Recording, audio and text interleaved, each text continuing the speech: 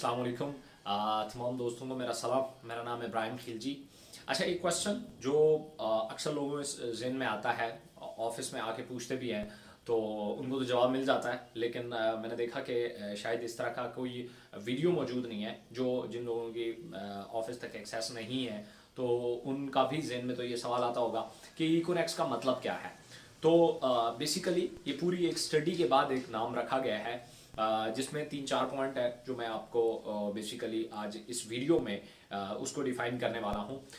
Ecosystem of next generation, ज़्यादातर कुछ लोग इस तरह जानते हैं, कुछ इकोनॉमी ऑफ नेक्स्ट जनरेशन इसको बोलते हैं। तो मैं आपको बताना चाहता हूँ कि बेसिकली ये नाम आया कहाँ से, ये डिराइव कहाँ से हुआ। बहुत सारे दोस्त मुझे जानते हैं और कुछ ज़्यादातर नहीं जानते। तो मैं खुद टर्मिनोलॉजी ऑफ कुरान का स्टूडेंट हूँ। कुरान के जो अल्फाज हैं वो कहाँ से आए, कैसे मिले, मैं इसका स्टूडेंट हूँ। तो ये जो इकोनेक्स है, ये बेसिकली मैंने अपनी समझ और छोटी सी जो दिमागी सलाहियत है उसके मुताबिक मैंने ये कुरान से डिराइव किया है। इसको बोलते हैं इकोसिस्टम ऑफ नेक्स्ट जनरेशन। या इकोसिस्टम क्या होता है पहले आप इसे समझ लें। जब माशियात में हम इसको डिफाइन करते हैं तो फिर हम इसको बोलते हैं इकोनॉमी ऑफ नेक्स्ट जनरेशन, लेकिन जब आइडियोलॉजी में हम इसकी बात करते हैं तो हम बोलते हैं इकोसिस्टम ऑफ नेक्स्ट जनरेशन। ठीक है, तो पहली बात तो ये है कि हम ये देख लेते हैं कि इकोसिस्टम होता क्या है। इकोसिस्टम कुरान में इसकी डिफरेंट जगहों पे इसका एक जो है वो जिक्र हुआ है। मैं आपको एक दो एग्जांपल्स के साथ समझाने की कोशिश करूंगा कि ये इकोसिस्टम क्या होता है। बेसिकली अगर आप में से बहुत सारे लोगों ने ये जानते हैं कि समुंदर की जो एज है वो हज़ारों साल है। हज़ारों साल से समुंदर एज इट इज़ मौजूद है और उसमें लहरें उतार चढ़ाव चलता रहता है। पानी का मजमुआ है और कुछ नहीं है, समुंदर पानी का एक मजमुआ है। इस पानी के मजमुए में सूरज की रोशनी का किरदार ये होता है कि वो बुखारात पैदा करती है। बुखारात पैदा करती है, उस पानी को गैस की शक्ल में या बुखारात की शक्ल में कन्वर्ट करती है सूरज की रोशनी। चांद की रोशनी जो है वो उसमें लहरें पैदा करती है। समुंदर में जो लहरें पैदा होती हैं वो उस चांद की रोशनी की वजह से होती हैं। अब जब ये लहरें पैदा होती है तो लहरें हवा पैदा करती हैं। तो जब हवा पैदा होती है तो हवा इन बुखारात को ऊपर लेके चली जाती है। जब ये बुखारात ठंडे होते हैं तो ये बादल की सूरत इख्तियार कर लेते हैं, और जब ये ठंडे इलाकों से गुजरते हैं तो ये किरणें बन जाते हैं। जब ये किरणें बनते हैं तो ये जमीन पे बरसते हैं। एक इनका सोर्स डायरेक्टली जमीन पे बरसने का किरणों की शक्ल में है और एक ये बर्फ की शक्ल में भी गिरते हैं।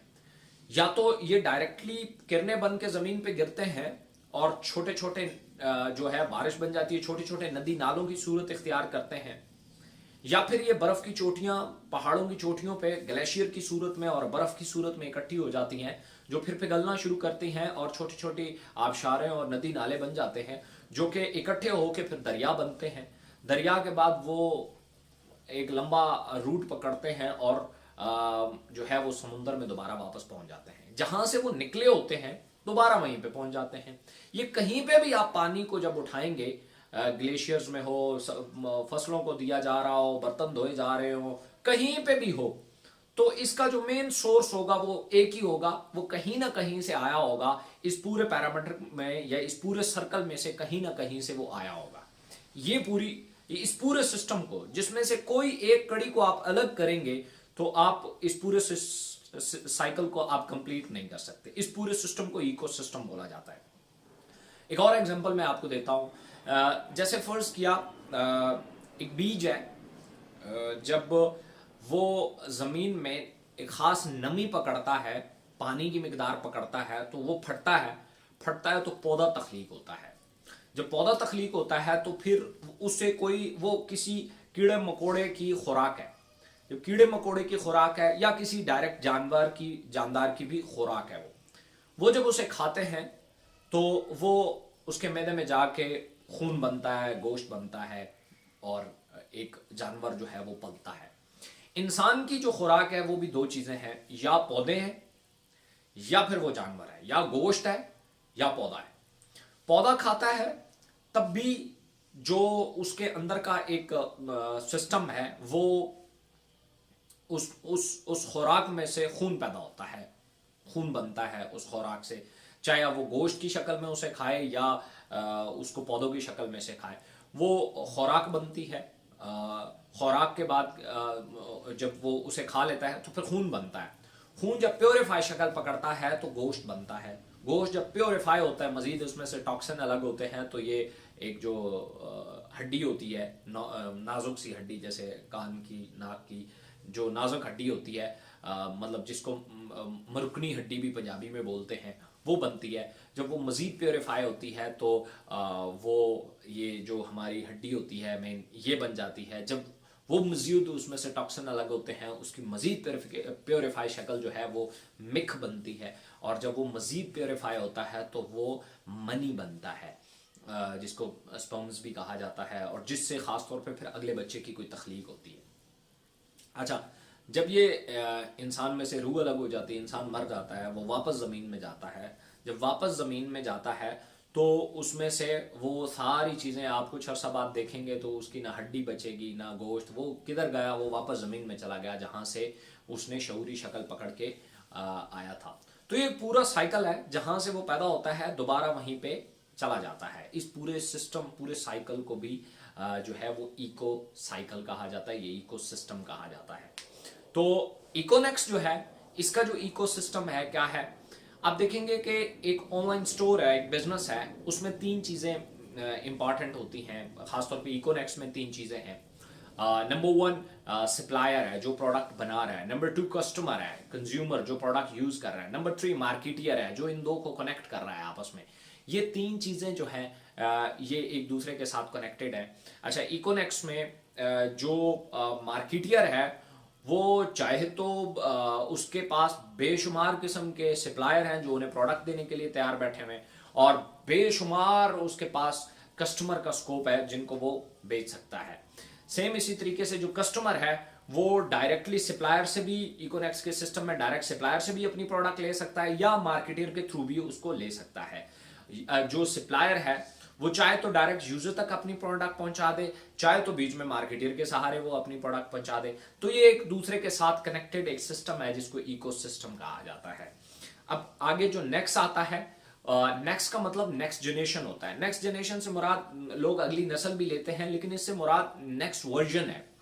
याद रखिएगा, जिस सिस्टम का भी नेक्स्ट वर्जन होता है उसमें इंप्रूवमेंट के चांसेस होते हैं। जैसे आप गाड़ियों में वर्जन देखें नया, या सॉफ्टवेयर में वर्जन देखें, या आप मुख्तलिफ मॉडल्स होते हैं, कंपनियां जैसे आईफोन है तो हर साल एक नया जो है वो मोबाइल फोन अगली जनरेशन का लॉन्च करती है। तो ये जो जनरेशन होती है इसमें इंप्रूवमेंट्स होती हैं। पिछली में कुछ चीज़ें कम थी, अगली में नए चीज़ें ऐड की गई हैं, मजीद इंप्रूव किया गया है।